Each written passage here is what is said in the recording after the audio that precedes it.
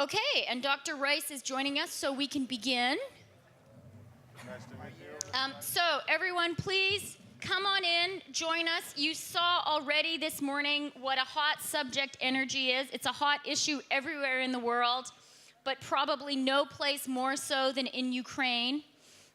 We even heard former President Kuchma moved to interrogate the Prime Minister on energy policy. So it doesn't really get better than that.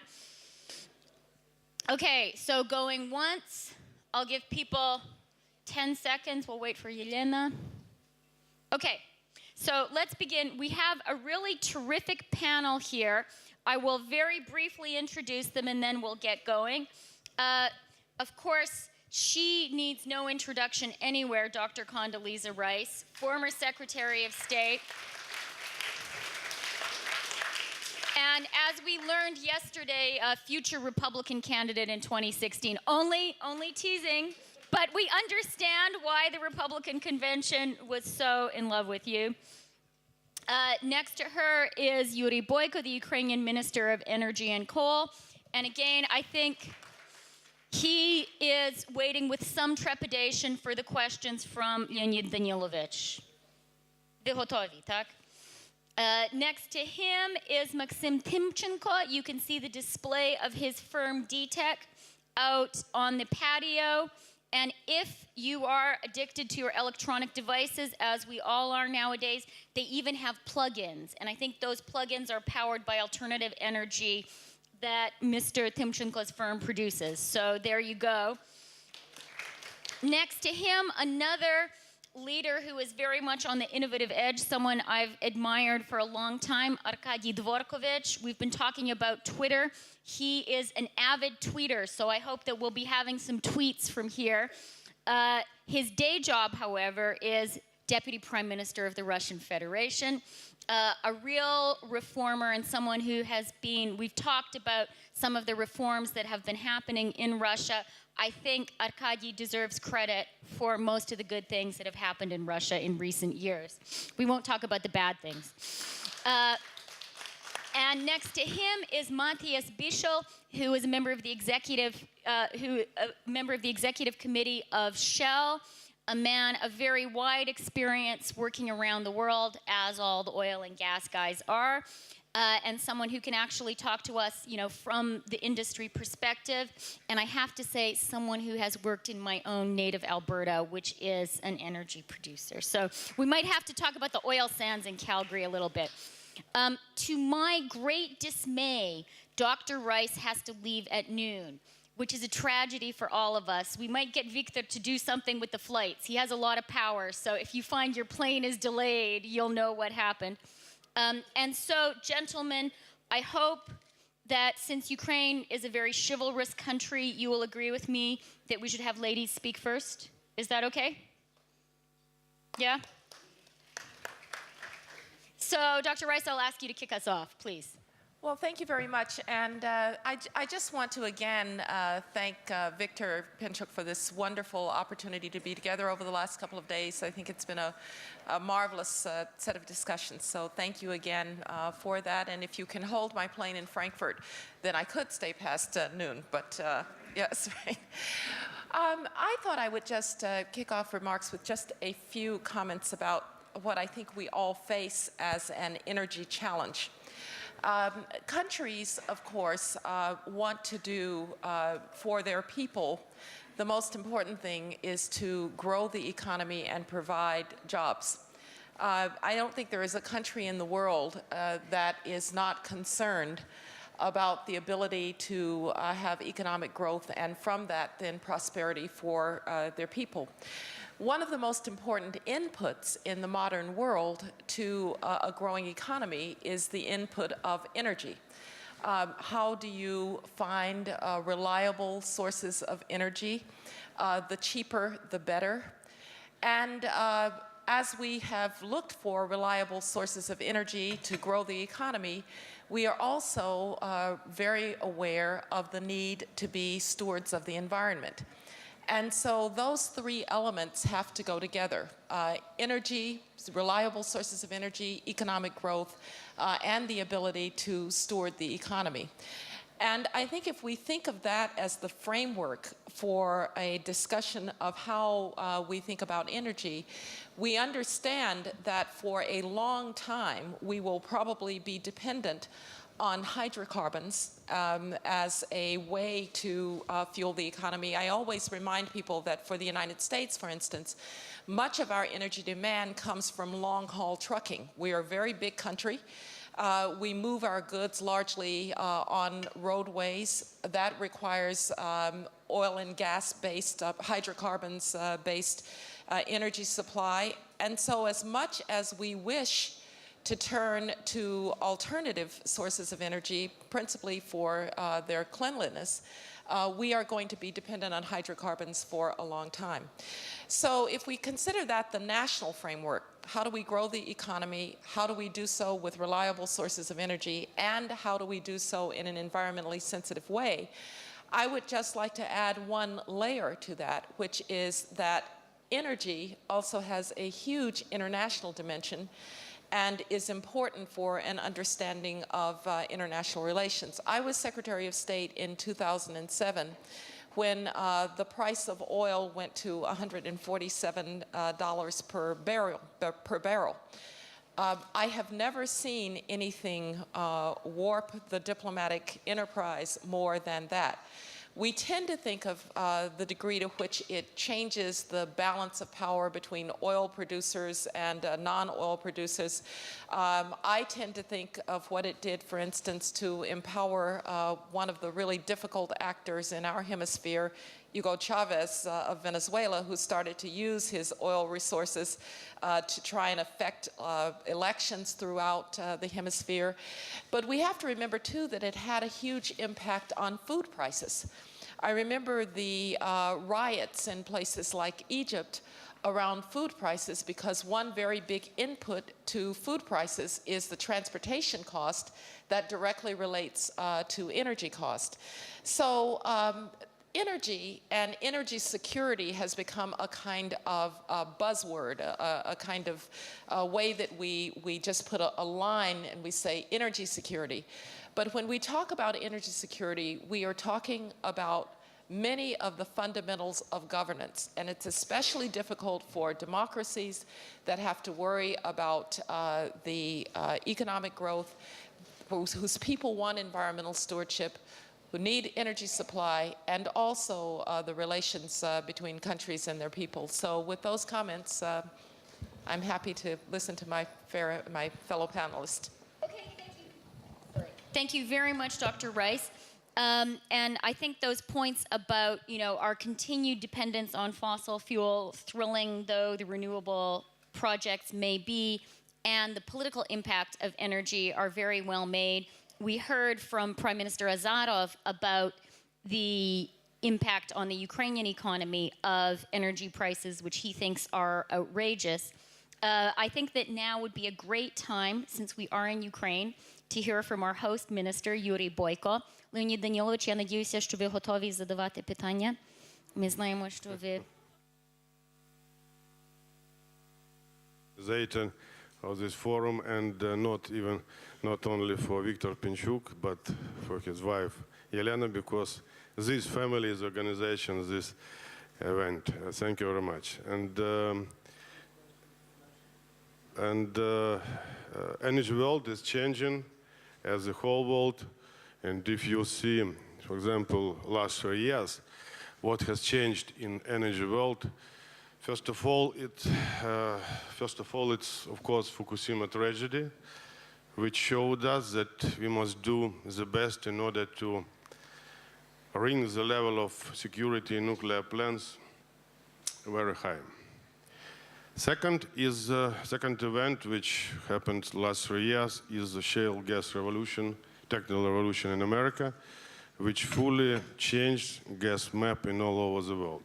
And not even because the shale gas appeared and began appearing in Europe, but because additional gas appeared in Europe, and it became making gas market in Europe that it was not before.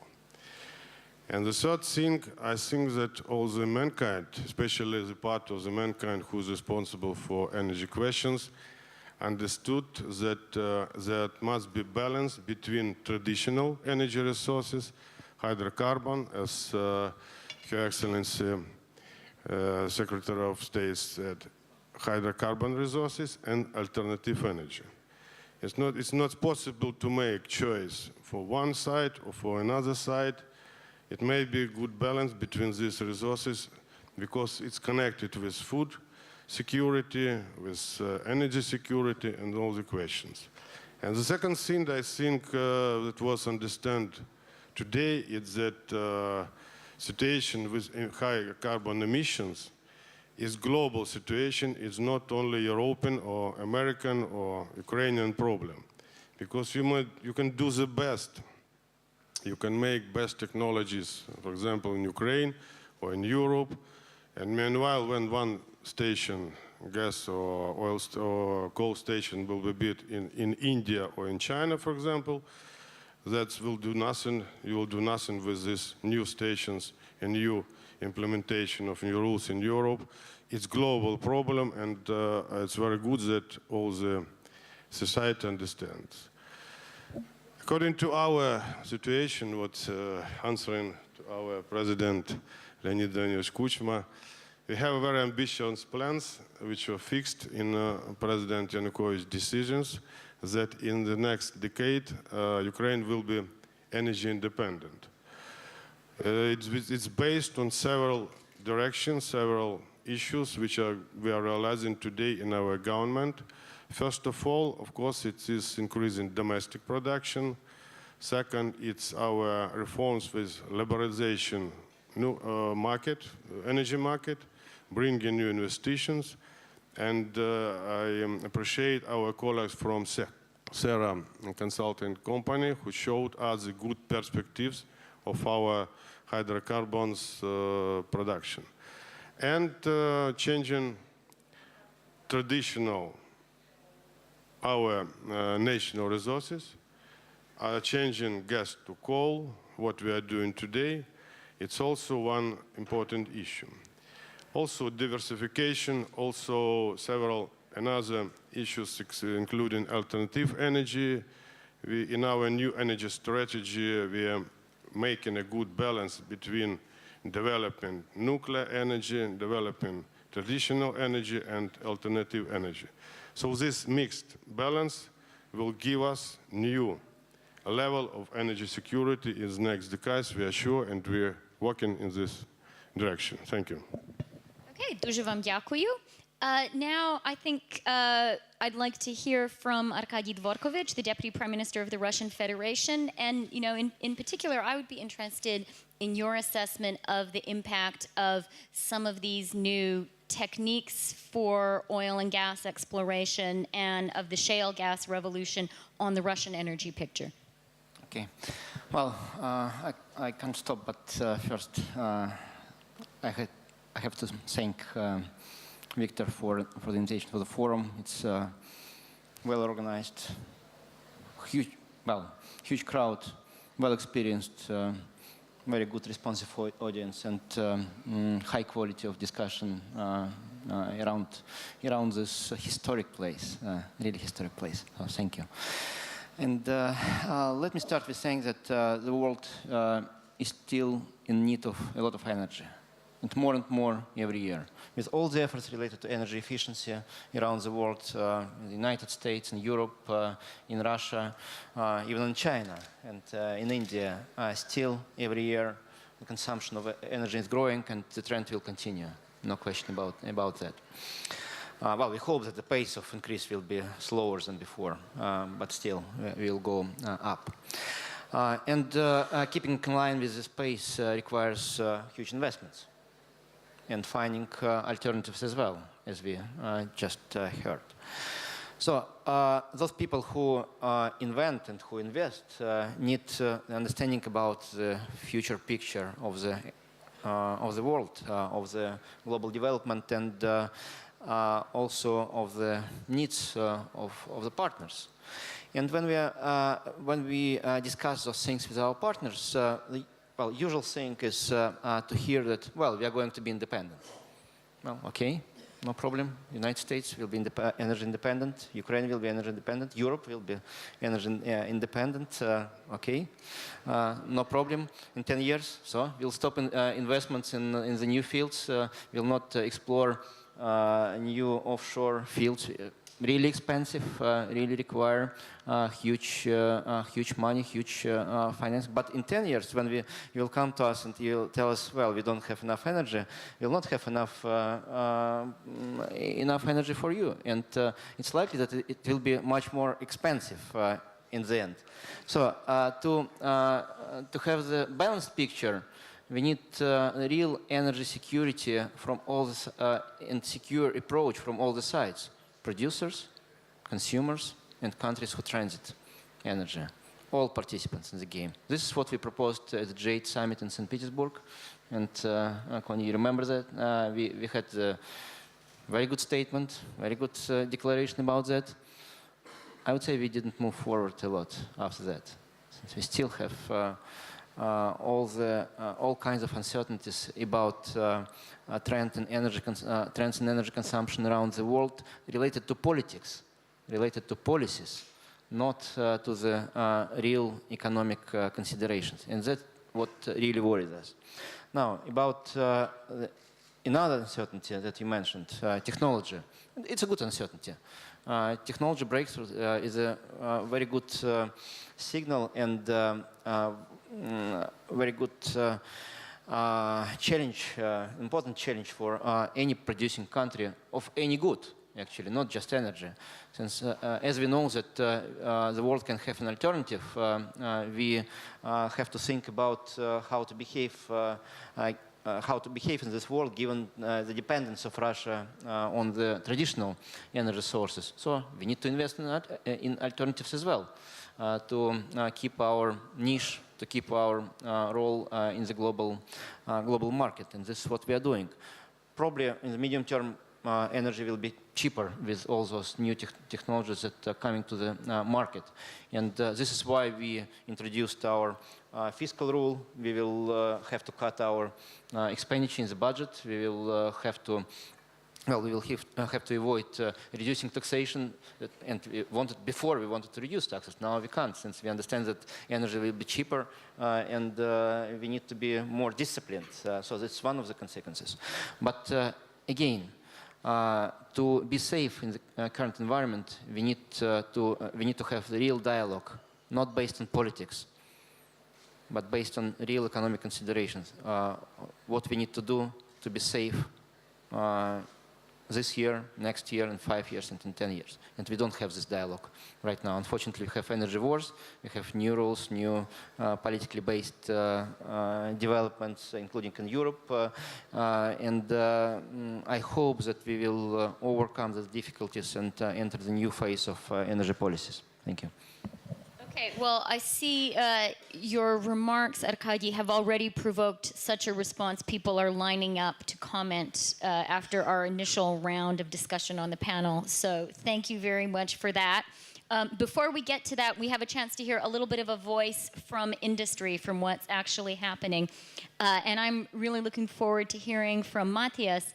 I would like to hear, in particular, from your perspective, we've talked a lot about the shale gas revolution, the new oil sources as well that are coming on stream. Arkadiy, I think, expressed a little bit of skepticism about all of these countries, Ukraine, the United States, becoming energy independent. So what's actually going on? And is Arkadiy right that the price of energy is going down? Thank you very much for that question. This is indeed very topical, but before I go there, maybe just a few comments about the topic of this panel, which is about Europe, is energy uniting or dividing it? And I think there's a simple answer. It should be uniting it. It should be uniting the whole world. And what we in Shell do, and we have done for 40 years, and partly that's why I think we're also so successful, is we work on scenarios. We try to describe how the world could look like in the future, 30, 40, 50 years out. And we have a scenario that we described about 5 years ago, which is a scenario where government policies and markets are truly working together in unison coming forward with solutions that are holistic and integrated. We call that the blueprint. And we believe this is the approach one should be taking. However, what we see over these 5 years, the world that we're in is more something that we describe as scramble. A scramble where policy and investment decisions are taken in a haphazard way and creating a measure of stopgap ideas and initiatives in the energy and emissions area. And that makes the whole market inefficient at the end of the day. And that is, for instance, manifested itself by decisions taken by countries about biofuels, and creating solutions to bring the CO2 emissions down. But of course, as we all know, biofuels has now led to serious impacts in terms of food prices and so on.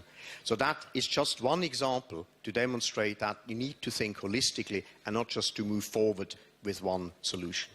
I fully agree with Secretary Rice that fossil fuels will play a role into the future. And in fact, when we look into our scenarios, we predict that between now and 2050, we need about double the energy that we currently use, driven by the population growth, driven by the masses of people that moving out of poverty into an area where they can afford actually electricity, where they can afford buying a car. An incredible progress, of course, made in China, for instance, where over the past 8 years, about 400 million people moved into the middle class and are very large energy consumers. And that's why, indeed, working on all the forms of energy that's what we're advocating. There is absolutely a place for renewables. There's no question in my mind. But we also have to be very clear when we talk about certain renewable energies, so think about offshore wind in the North Sea, it's expensive. If you compare that with gas, and that brings me now to the topic of gas, a gas-fired power plant is about a tenth of what it costs to build the capacity of a wind farm offshore. A gas-fired power plant is actually a fraction what a nuclear plant costs, or is about half what a coal-fired electricity plant costs. So it's these issues that we need to really take into a holistic ground. And that's why we are saying gas is not just a transition fuel towards a new energy future. It is actually a destination fuel when we think about 2050. And the beauty of gas is it's abundant. There is huge amounts of gas around, helped by that technology revolution. I'm a geologist, and I'm really excited about the fact that we are not running out of gas, nor are we running out of oil, by the way. Yeah, I'm not a peak oilist. Yeah? I actually don't believe that at all. There's plenty of that stuff around, and it is the technology that really helps us to unlock that.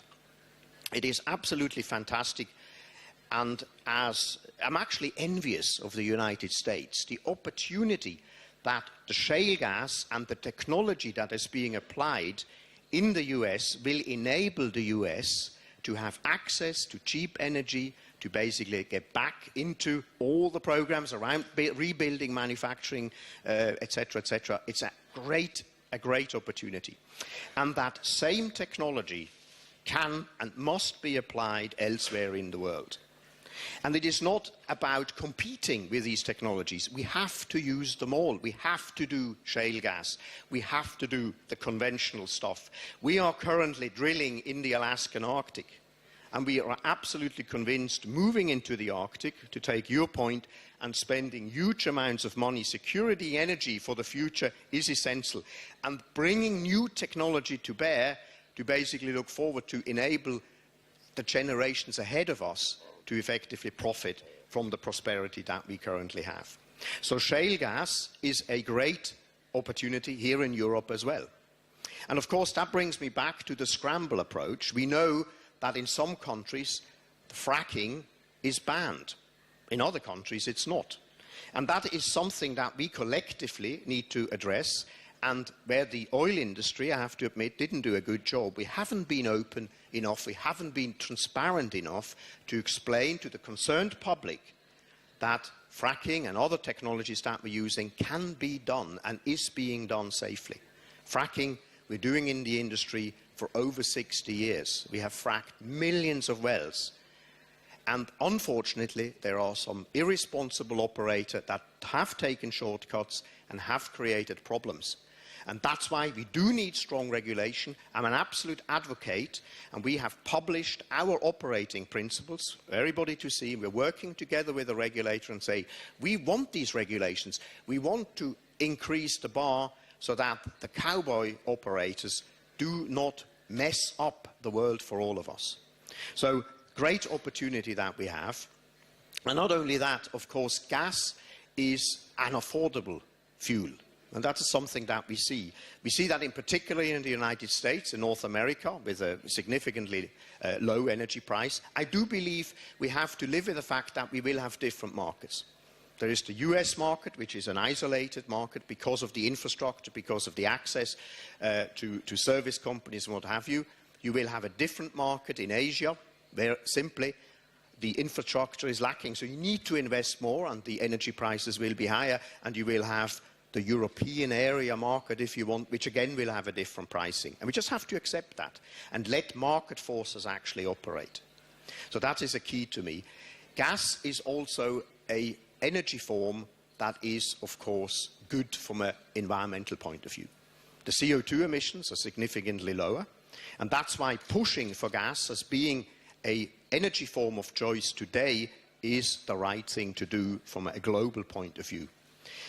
The point made about, indeed, trucking and fossil fuels, the beauty is we can use gas to actually use to motor all these trucks and what have you. Shell has started a number of initiatives whereby we are using liquefied natural gas, LNG, to actually run the engines. We have a project in Canada between Vancouver and then up into Edmonton, Fort McMurray in northern Alberta, a whole corridor where we're providing LNG for the trucking fleet that is bringing goods from the West Coast. We're working with Truck America, there's a big truck stop company, and various equipment manufacturers in creating this opportunity to take advantage of gas, which is indeed only about $15 compared to $100 energy equivalent on the oil price, so creating a cheaper fuel and a cleaner fuel that effectively motors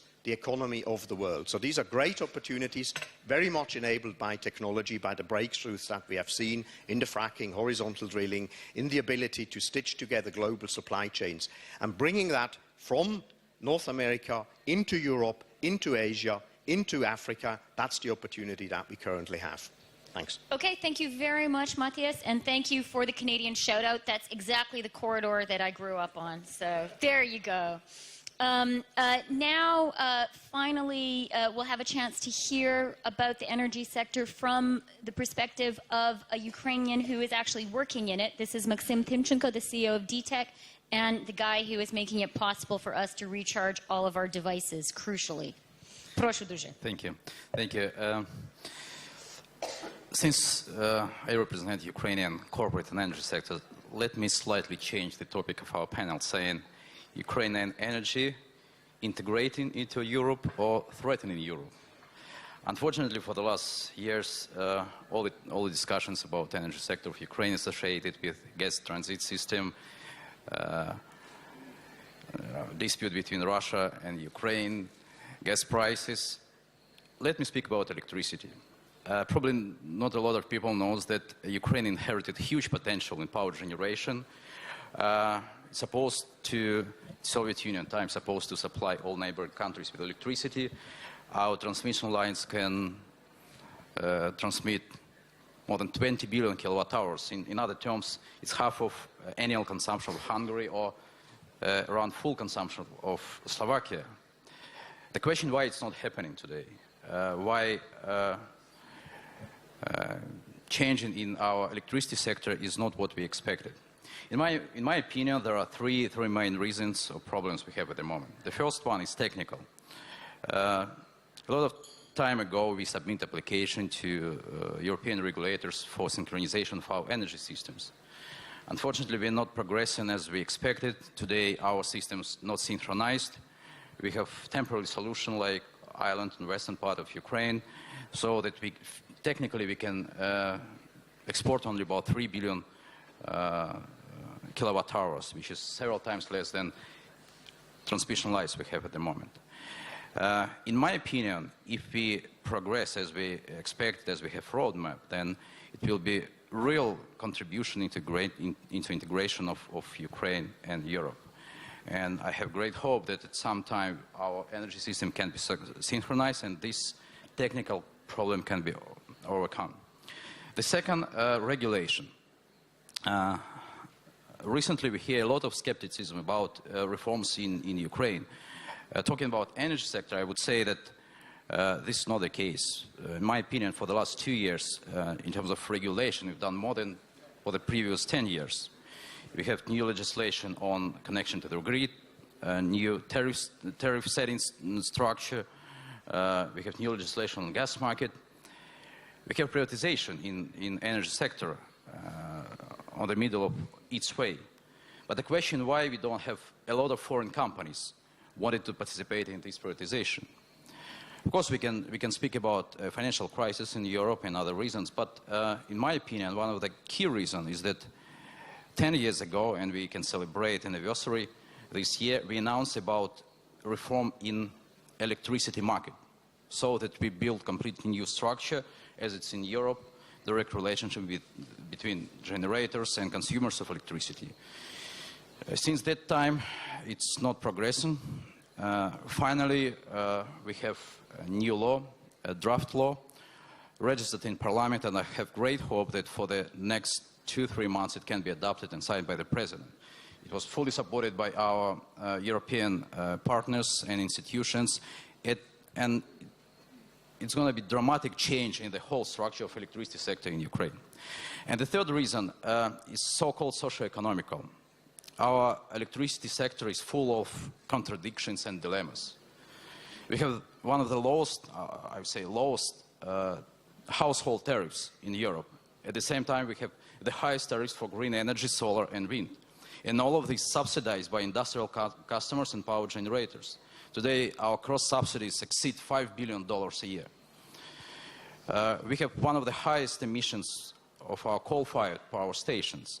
But at the same time, we have coal deposits for 400 years, and it stays at core of our energy independence. And I think that this is our role and support of our European partners to resolve these contradictions and dilemmas, so that we have new era of electricity sector development. Another topic, last year, we all remember great speech of President Paris saying about social license to operate for private sector, for corporations. In my opinion, this is very important for the future of Ukraine and this sector. We talk a lot about democratic values for society, and I think this is important topic about corporate values, about emerging corporate sector of Ukraine. I have great belief that with the help and participation of our European partners, we can overcome all these barriers, and energy sector will be really driving force for integration of Ukraine into Europe. Okay, Maxime, дуже дякую. Thank you for that. Some new facts about what's going on in Ukraine and this new perspective on its impact on Ukraine's relations with Europe, another important strand of our conversations. As I sadly warned all of us, Dr. Rice is about to leave, so we need to hear from her. It's the last time we're going to hear from her at this session. Give us your quick response to what you've heard just now, Dr. Rice. And again, I apologize for having to leave, but there are not too many flights from Frankfurt to San Francisco tonight, so I have to get there. Let me just respond to a couple of things. First of all, the North American platform and potential energy independence for the United States, North America. This is a very major theme in the United States these days, and I think people are very excited about the prospects for both natural gas and oil exploration in the United States. Of course, we have to work through the issues of fracking. There are environmental objections that are raised, but I do believe that we are going to get there. There's also the question of infrastructure in North America. The Keystone Pipeline became an issue. I suspect after our election this will be resolved. So the question of energy independence for the North American platform is very much on everybody's mind. And it's not just the United States, it's Canada, potentially Mexico as well. What I would like to do is to raise the question, which you can, then people can perhaps respond to. Why does this notion of energy independence have such resonance with countries and with populations? And I think it relates to a problem that we saw in 2007, 2008, which is that there is a suspicion of the use of energy as a political tool or a political weapon that undergirds everyone's concern about this. And I think that that's one reason that it's hard for Europe to unify. It's, frankly, I think Russia sometimes is believed to, when the price discussions come, is it really price or is it really politics? It's an issue, I remember very well, January 1st of, I think it was 2006, with the sudden increase in price and the cutoff of energy supply to Ukraine. So we do have a problem of people suspecting political motivations.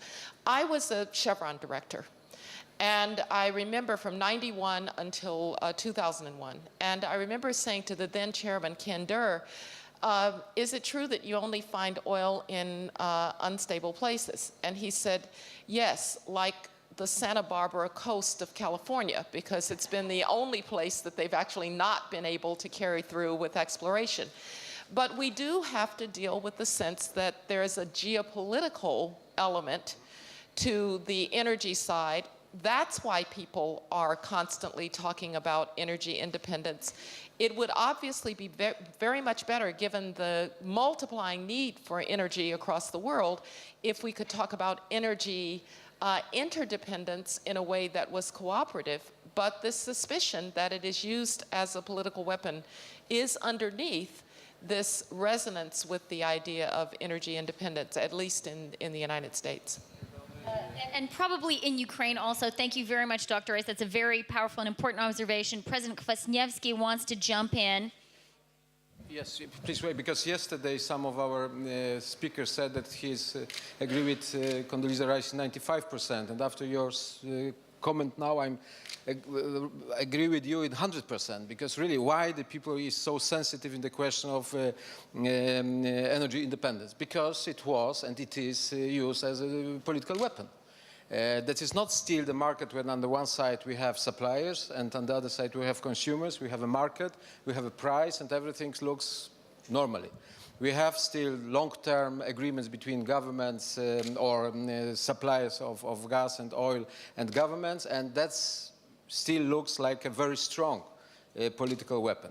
And I think this idea to make not politics by these supplies, but normal market is very correct. And I'm very satisfied with words of Mr. Dvorkin, but I have a question to Mr. Dvorkovich, excuse me, Dvorkovich, I'm sorry. Mr. Dvorkovich, very Polish name, that is, I made this mistake. Really. Mr. Dvorkovich said that it should be not political question, it should be market issue, and I fully agree. But if supply of gas is market issue, could you explain to us why the price for Ukraine of gas is so high? And the highest in Europe, what Prime Minister Azarov mentioned today several times. And in my discussion very long time with Ukrainian leadership is the question number one. That is the real problem for development of economy, for social decision, for political situation. And even the last days I participated in some very, very long session of the court where the gas deal between Ukraine and Russia was discussed, because it was case of Yulia Tymoshenko. I'm a special envoy of European Parliament to observe this question. So could you explain to us, it's political issue or is it a question of market? How to understand this situation where the closest neighbor of Russia is paying the highest price of gas? Thank you. Thank you for the question, and I would like also to make a remark on what Dr. Rice said. As we truly believe in the market, including the gas market, we do not intervene in the negotiations Gazprom is holding with its partners. Sometimes we are asked to intervene, including by the Ukrainian government, but we don't want to intervene in what Gazprom is doing in the other markets. And there are two possibilities here. One is to have the international partnership, bilateral, multilateral partnership for energy. We can have the agreement with Europe, we can have a separate agreement with Ukraine, with any other country. Then it's a political agreement, and we have a political partnership, and we negotiate, we set rules of the game. Or we can have the market without any political rules of the game.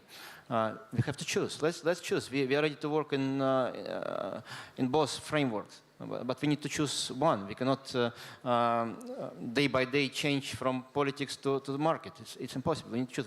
Either we operate based on the market, and in the market you have price discrimination always. We have goods shipped from Europe and the United States more expensive in Russia. More expensive. It's a pricing policy than the same goods, netback level, sold in Europe and in the United States. Perfect price discrimination, no problem. We are using the same things. It's a market. So either we have the partnership and we find compromises about prices. We will understand our benefits. We will understand your benefits, and we will come to the agreement. Or let's leave this to the companies to set the pricing, to set the rules of the game without intervention by the state. So let's make this choice. It's a tough choice, but we have to make this choice. And also, yes, I understand that there are suspicions, all kinds of suspicions. We also have suspicions towards some of the things, especially the security issues. You know about that, anti-missile defense. But when, with all the respect, I hear that, well, you have based on that you're a Republican, you have to support a candidate that's saying that Russia is an enemy to the United States and to the rest of the world. Well, this is a problem. If you support the statement that Russia is an enemy, then we will all have the suspicions, and we have no choice but to do what we do. But okay, let's turn on Dr. Rice's mic, please. It's about everything. It's about everything. Arkadiy, we're talking about energy. Now, I know that Russia is sensitive to what Governor Romney said. I don't actually work for Governor Romney. I'm not even a campaign advisor to Governor Romney. I will support him for President of the United States. That's not a surprise to anyone. But when we talk about the energy side, I think it is extremely important for Russia to begin to address the question that you raised. Is this politics or is this the market? Now, you have a special burden to carry in doing that because your companies are, like Gazprom, state-owned. Until recently, the deputy prime minister and the chairman of Gazprom were the same person. So it's difficult to know whether it is politics or, I will just tell you, I remember saying to my good friend Sergei Lavrov in January of 2006, I said, Sergei, if it's not politics, don't have the president of Russia go out and announce the shutdown. If it's not politics, let the chairman of Gazprom do it, not the president of Russia. So we all want to see Russian energy development is important to the world. We need Russian energy development and Russian energy supply as a part of the larger picture of how we're going to meet all of our energy needs. But unless it becomes clear that this is a consistent market policy, not one that is driven by politics, you're going to continue to have those suspicions. And so I'm just saying address it, this is not about security. This is not about U.S.-Russian relations. It's on both sides. Consumption is as responsible thing as production. Same responsibility to consume and to produce. No difference whatsoever. And when let Gazprom and Shell negotiate what they want to do and set their own prices, but then don't come to us. I don't know, the Dutch Prime Minister or the Brussels, don't come to us and tell, let's have another agreement about energy on the state level. Why? We have Gazprom and Shell to agree. Why do we need the agreement on the state, on the sovereign level? We don't need it then. Let them decide. But you don't want this. You want agreements, you want a third European directive, you want all kinds of restrictions, but all restrictions are costly. Any restrictions you set for any company comes with a cost, and you need to understand that. And again, price discrimination exists in any market. You have no market with lack of price discrimination. Unfortunately, this happens. And sometimes, well, we don't like grain with price $350 per ton of grain. We don't like this, but we have it right now. The United States is one of the factors, and Russia is one of the sectors. And Ukraine hopefully will help this year with its good grain harvest, and the price will be not 400, but will be at 350. But gas is also a commodity that sometimes comes with a higher cost, sometimes comes with lower costs. May I ask you, for example, let us step away from gas for a minute, because Your Excellency is very busy. But imagine that we are both consumers. We are both consumers, and here our colleagues are suppliers. Let us imagine that Your Excellency will be a judge between us. How can we provide intensive and economical dialogue about prices? For example, for oil, when we know that in all the world, only 20% of oil is trading as a good. Other 80% is financial papers. How can we find this price which consumers can pay to suppliers in order them to invest and in order to consumers have possibility to increase economy? Maybe Her Excellency will answer as a judge. How can we provide this dialogue between consumers and suppliers? Very good question. I think, well, first of all, let's remember that oil is a commodity, right? It's a commodity. But I think the issue is not the price between the consumer and the supplier. The question is the price actually a reflection of the economics, or is it a reflection of something else?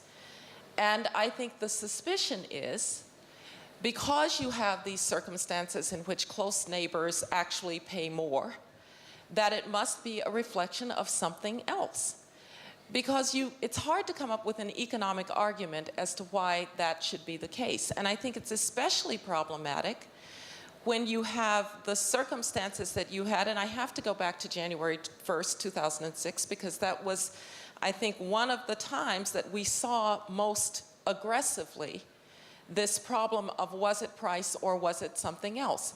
You can't threaten cutoffs and then carry out cutoffs and say that it is price only. I think it fuels suspicions. Now, in the United States, we don't have any state-owned oil companies, right? We don't. They are all private oil companies. Those who have state-owned oil companies have a higher burden on this issue than those who don't. And I fully recognize that sometimes people say, well, we want a political deal for lower prices and so forth. I understand that, Arkadiy. But when you have a state-owned oil company and it is the president of the country that comes out and talks about cutoffs, it's going to be read as a political signal, not as a price signal. So, sorry, but with that, I really do have to go. Thank you very much.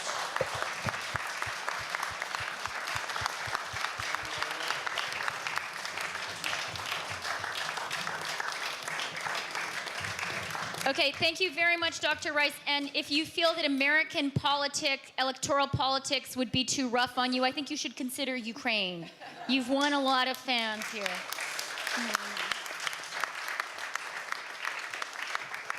Now, I feel that Deputy Prime Minister Dvorkovich may feel Stalin had an easier time in his Yalta negotiations than he's getting here now, but I'm afraid President Kwasniewski has asked to say a couple things, then I'll throw it open, I promise. Well, after this discussion, I have only such comment that it's a difficult task for all of us to believe that Gazprom is an independent company, like to believe that in Ukraine we have independent courts. You know, that is something what is really possible and is even expected, but still it's not easy to believe that we have such fantastic situation. But if you can be for politician for a moment, help us how to explain for Ukrainian citizens, Ukrainian voters, that this price is just, is okay, and has some economical sense. How to explain? Because if this citizen has information that the neighboring Ukraine is paying highest price in Europe, this is very difficult to understand. How to explain this situation? That not on such very complicated, sophisticated level, but to the simple person, to the simple citizen or voters. Well, again, good question for a politician to explain all those things. We have the same challenges inside Russia. How we explain to our small businesses that they're paying higher electricity prices now than in Poland, while electricity is produced from our gas that is cheaper in the internal market than in Poland. The same gas in Poland, our gas that we ship, Gazprom gas that we ship to Poland. Difficult to explain. Our small businesses are saying, well, it's not fair. Why should we be paying higher prices? This happened since we started increasing both gas price and liberalizing electricity prices in Russia, and the market came to the new price equilibrium at the higher level. That happened. Unfortunately, we still have lower prices for households. That's true, and we will start the same trend. We started actually the same trend this year, and we'll continue for 3 years in a row with 15% increase in prices every year for households, and that will be tough politically to explain for people why in the gas-producing country they should pay almost the same prices for gas as in gas-consuming countries like Europe, on netback level, of course, but still high prices, difficult politically. Also, you have to acknowledge that we have different relationships with different countries. We have the custom union with Belarus and Kazakhstan, which we believe is a win-win situation for everyone, for the members of custom union and for all the countries who deal with the custom union. But being a member of custom union comes with some benefits. We have some things that lead to lower prices in the cooperation within the custom union. That's true, since we have benefits, overall benefits that compensate for some losses in other things. And this is an important thing. And Ukraine has to acknowledge it. If it wants beneficial relationships with Russia, maybe the custom union is a choice. I don't know. It will come with a cost to Russia as well, since Gazprom will lose billions of dollars. That's true. But we will benefit from the other things, and we will reestablish our cooperation in other industries, in machine building, aircraft, steel, and some other, which is important, since it is a win-win situation overall. But for Gazprom, it will come with a cost, lower prices. That's true. So let's think about that.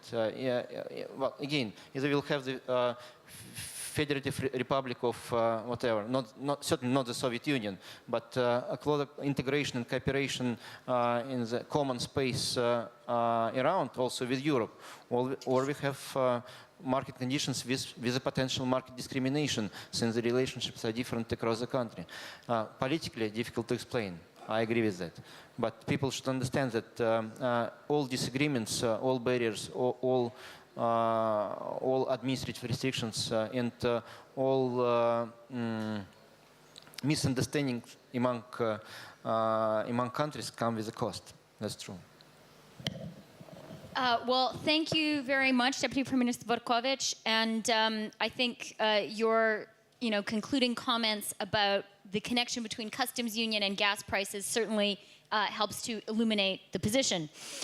Please. Константин Ремчуков, Москва.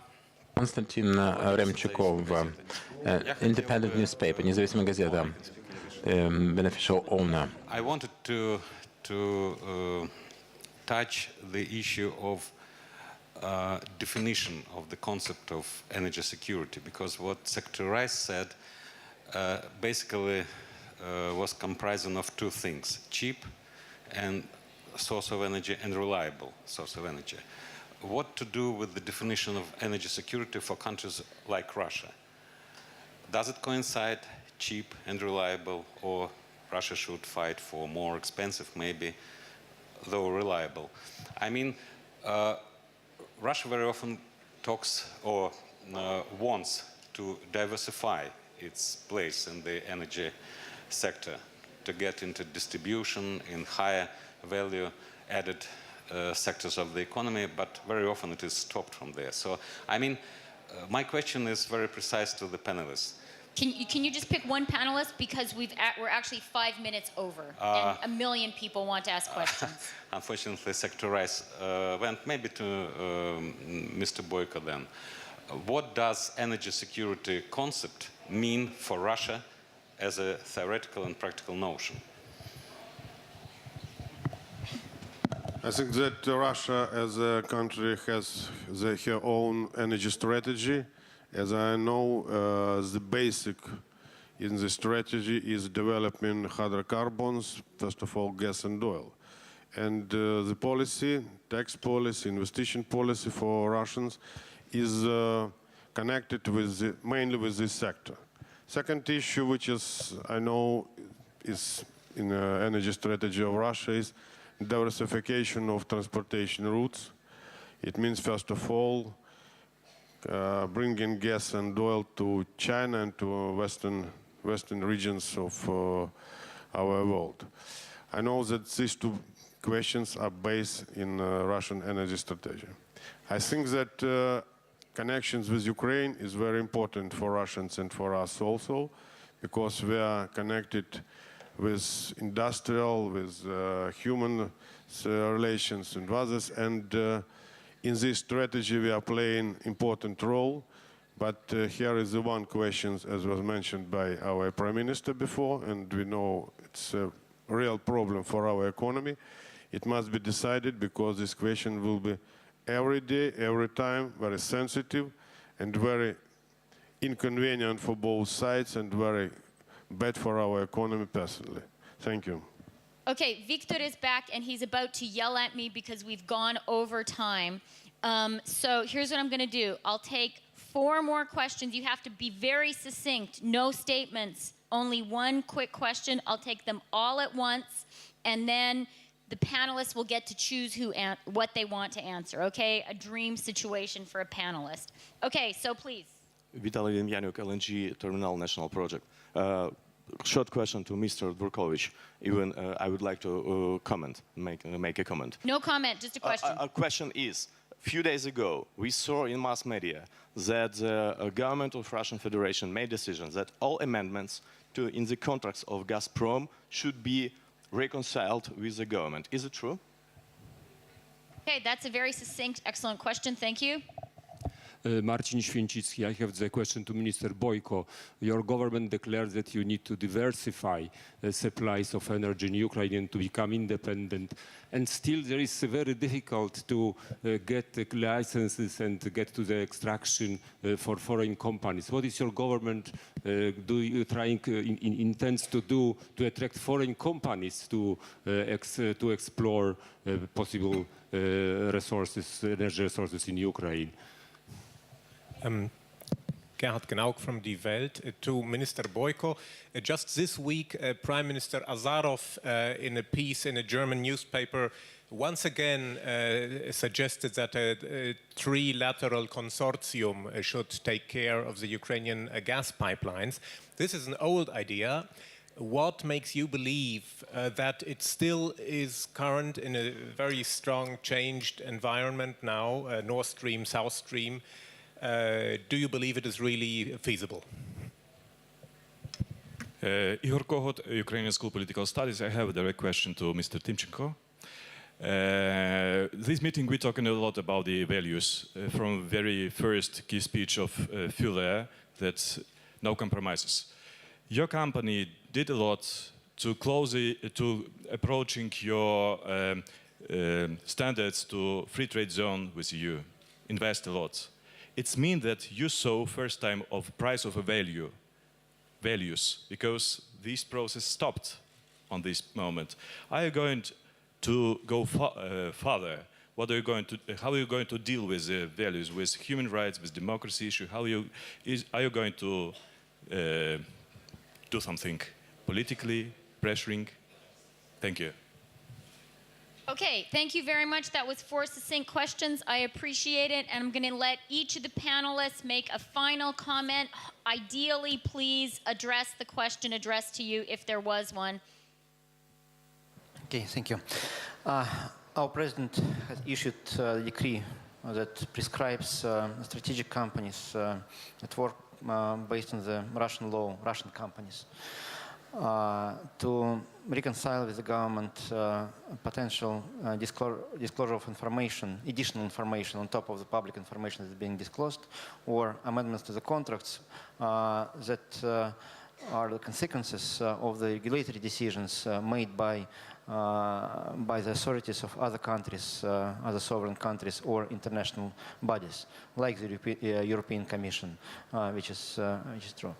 And well, we'll see how it will work, since in every particular case we'll have to reconcile rules based on the legislation of different countries. In any case, we will have to follow the law. But the whole situation comes to the issue that are raised. We can either agree on the international level about the rules of the game, and then force our companies to apply to those rules of the game, or we can leave the market to work without additional barriers and restrictions. And we are happy with either approach. But the European Commission, I think, made a choice. It wants a certain framework.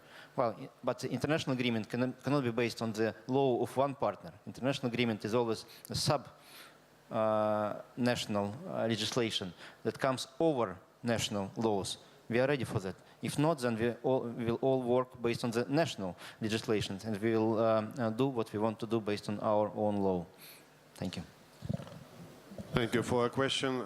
Today, more than 10 foreign companies is working, producing gas and oil in our country. And our colleague from Shell company, Mr. Bichsel, is already beginning shale gas project. It's very important for us. It was not a very easy way. We changed legislation. In order for them to come to our country, we provided several movements toward the financial support, law support, and others. But today, we are sure that the amount of companies who are ready to work in our industry will be more and more. And 10 companies who already began, it's a good result. Second question is about consortium and diversification.